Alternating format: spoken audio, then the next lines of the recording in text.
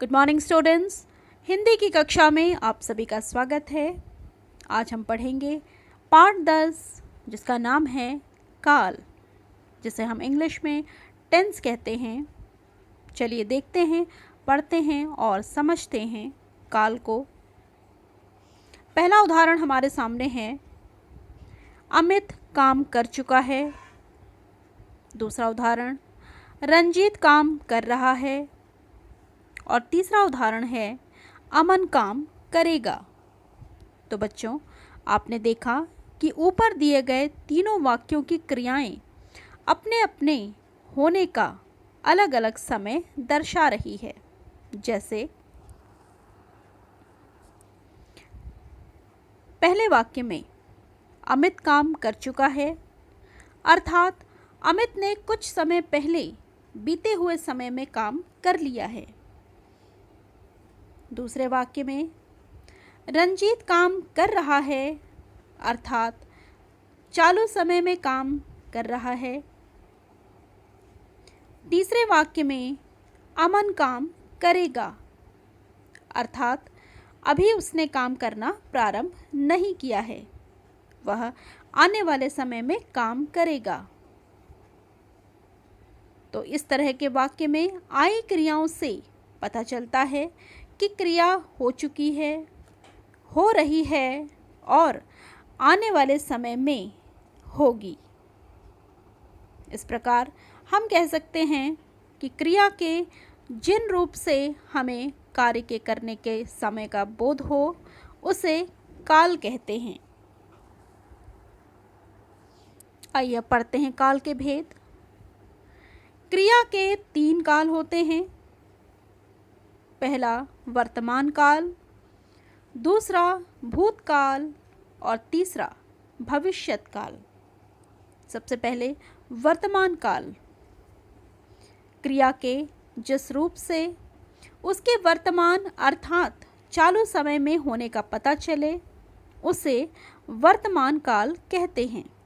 जैसे अमन स्कूल जाता है, आकाश में पतंग उड़ रही है, मम्मी खाना बना रही हैं तथा दादी घूमने जाती हैं। उपर्युक्त वाक्यों की क्रियाओं से पता चल रहा है कि क्रियाएं चालू समय में की जा रही हैं, अतः ये वर्तमान क्रियाएं हैं। वर्तमान काल के वाक्यों में अंत में हूँ, हैं, हो आदि आते हैं। अब बारी है भूतकाल की। क्रिया के जिस रूप से पता चले कि बीते हुए समय में कार्य पूरा हो चुका है उसे भूतकाल कहते हैं।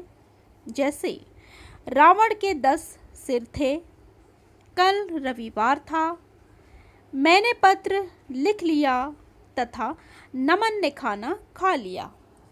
उपर्युक्त वाक्यों से पता चलता है कि ये कार्य बीते हुए समय में पूरे हो चुके हैं, अतः ये भूतकाल की क्रियाएं हैं।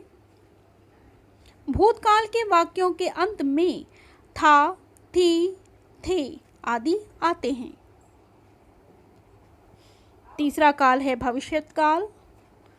क्रिया के जिस रूप से पता चले कि कार्य आने वाले समय में किया जाएगा उसे भविष्यत काल कहते हैं।